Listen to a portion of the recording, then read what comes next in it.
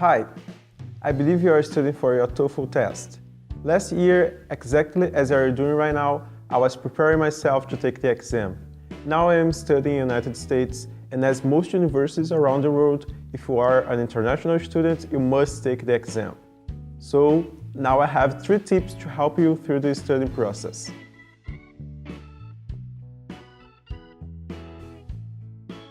And my first tip is learn the exam structure.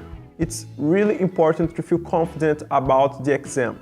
So go to the ETS website, there is the organization responsible for this exam, and open the session where they explain each session and they explain the kinds of questions you find there. Many people, they go to the exam day and when they see some questions, they just feel like, oh, no one told me about this. I had no idea this kind of question could be here. So it seems kind of basic, but it's really important. My second tip is improve your academic in English. The kind of English that you find on the exam, it's not like the English they use on the streets or the English you see on the movies and you listen on music. The English they use, it's like the English we find here on university when the professors are giving a lecture, or like when someone is giving a speech, or when you go to a church and there's someone talking to a public. This is a kind of more standard in English, and if you focus your studying on listening to music or watching movies for the exam purpose, you can feel kind of anxious because the English they use, it's a bit harder than the English you find on the exam.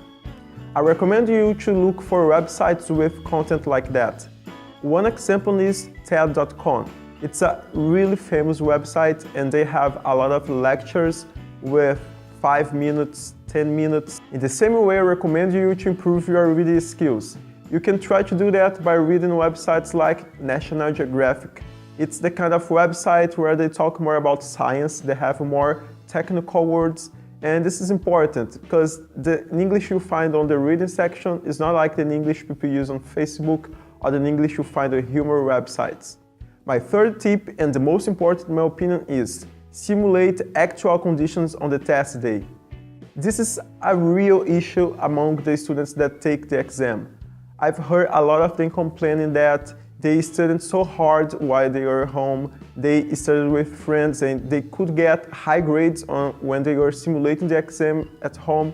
However, on the exam day, they were in a room with 50, 60 people and they couldn't concentrate on the question they were doing, and they couldn't record their voices because everyone were recording at the same time, and they just couldn't get a good grade because of that, even though they were really prepared.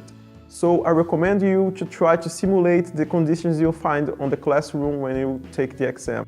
The real fact is everyone will try to record their voices at the same time, and if you are not able to focus on what you're doing, probably you fail. What I did was, I went to public places like malls and food courts and tried to make the questions while people were making noise around me.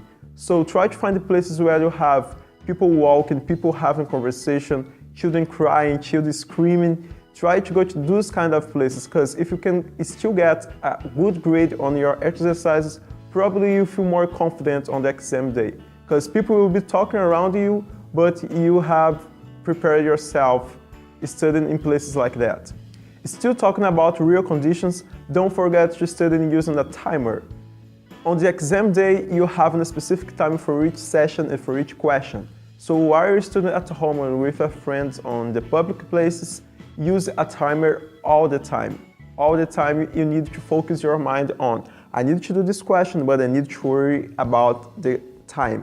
This is really important because most students struggle with the time. And finally, don't forget to improve your taking notes skills. When I was studying, I was really concerned about that because I am not that kind of student that try to take notes while the professor is giving the lecture. Because the hours, they are big, sometimes they are more than 3 minutes long, and sometimes you are not able to remember everything you listened. So it's really important to practice listening to something and at the same time taking notes. You can practice that with every kind of audio or video, even on YouTube or TED.com. You can just listen to the lecture and try to write down the key points. I'll leave here on the description a link to the NoteFull website where they have a free preparation for taking notes. It's really helpful. I hope you score on your TOEFL exam. If you have any doubts or questions, please leave on the comments below and don't forget to like this video to help me promote this. If you want more videos about English, TOEFL and American universities, please subscribe to my channel. See you next time. About this question that struggles many students around the world that are learning foreign language. They want to find someone to practice the language, and in general they try to do that on internet.